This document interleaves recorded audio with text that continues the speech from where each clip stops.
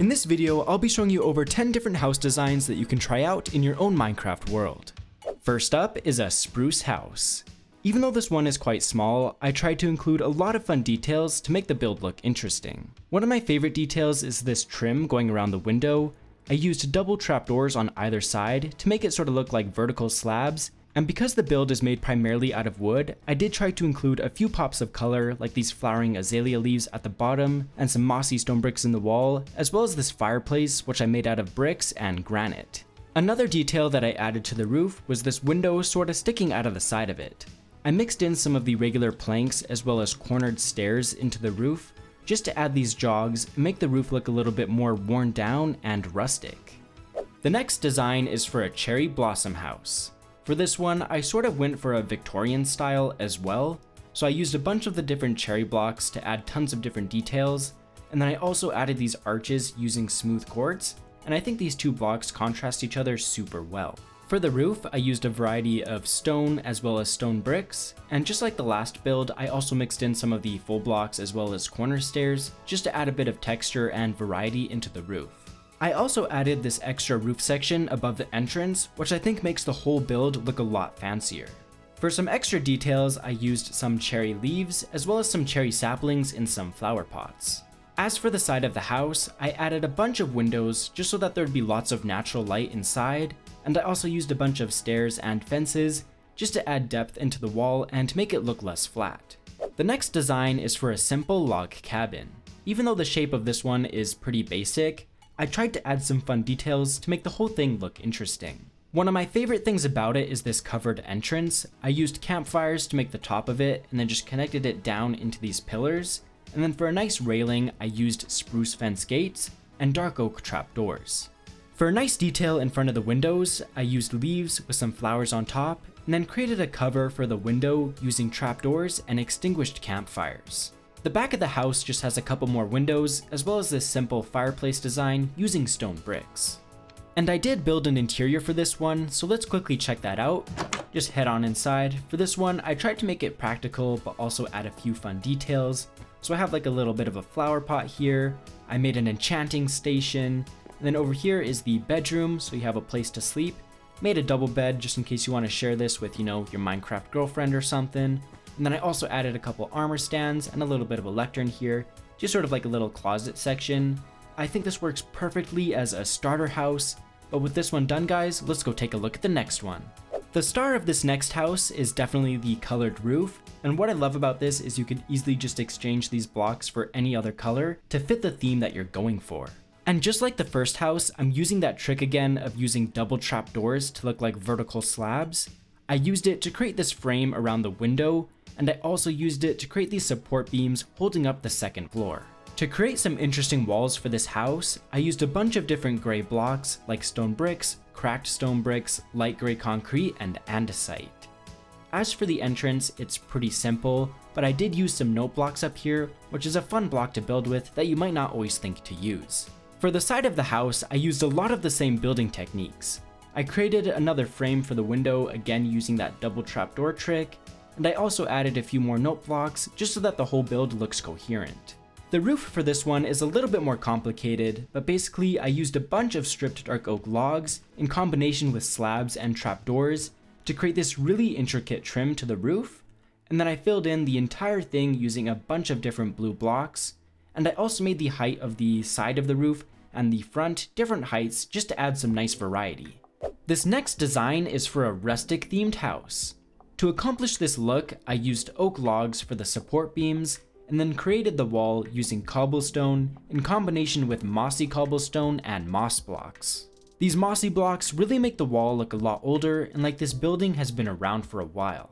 One of my favorite things about this house is this window design that's sticking out by one block.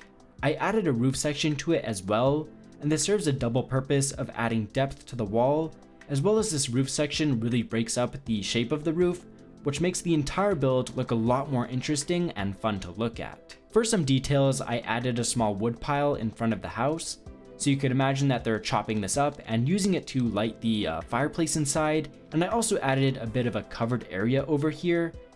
Just like one of the other builds, I used extinguished campfires, and then to create a bit of a frame for it, I used some of these spruce fence gates, and then just connected it up down to the ground, have some walls there just to make it look a little bit more reinforced. But I'm really happy with how this one came out, and let's go take a look at the next one. The next design is for a brick roofed house. To create this one, I made the frame for all of the walls using stripped spruce logs, and then I made these archways connecting all of them, again using spruce. And then set back one block, I created all of the walls using smooth sandstone in combination with just the regular sand. I added a couple of windows to the roof just to help break it up a bit. And for the chimney, it's a pretty simple design, but I actually like it quite a bit. It's just a campfire surrounded by trapdoors, and then on top I added a wall and another trapdoor on top. Heading to the side of the house, you can see that I again created some archways using spruce wood, just like I did at the front here to sort of stick with that same theme.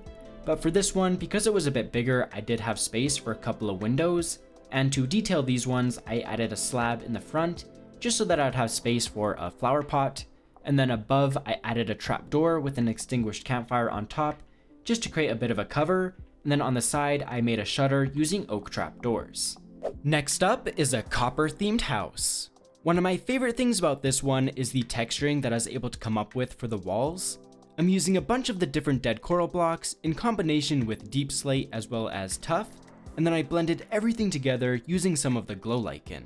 I added a window sticking out by one block to this tower just to give it some depth, and because this is a copper house, I'm using it for these upper walls here as well as for this super funky roof that I came up with. To stick to that copper theme even further, I also used it for the chimney, and to top this one off, I'm just using a wall, a lightning rod, and a flower pot. And for an extra little detail to this house, I also added a small little garden at the back. This next design is for a super cozy cottage. For the block palette, I'm primarily using spruce wood and dark oak in combination with cobblestone and white wool. And one of my favorite things about this one is the entrance. I set it back about 2 or 3 blocks, just so that I had space for all of these stairs and trapdoors and fences, which I think really make this build look detailed despite its small scale. To add a bit of color to the build, I added some sweet berry bushes in front of the windows and some oak leaves on top of the roof. And just so that I could incorporate a few different blocks, I decided to build the chimney out of stone bricks and mossy stone bricks.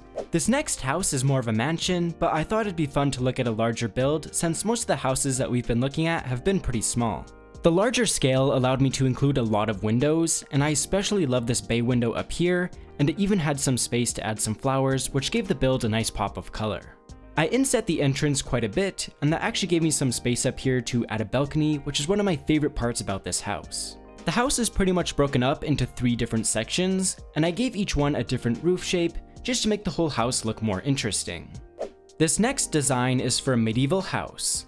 I built the frame out of oak logs and then connected everything up using spruce stairs, slabs, and trapdoors. For some variety, you can see that I used different blocks for the first floor and the second floor. For the first one, I used a combination of stone blocks, and then for the second one, I'm using sandstone with a bit of sand mixed in. And I think both of these work super well in contrast to the brick and granite roof. For some color and vegetation, I added some leaves with a couple of flower pots on top.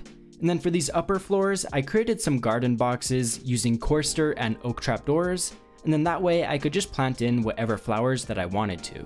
To add some detail and depth to the sides of the house, I created these beams going off in either direction, and these are just one block in front of the actual wall, which I think works as a really nice detail since I didn't want to add more windows since we do have a lot at the front here.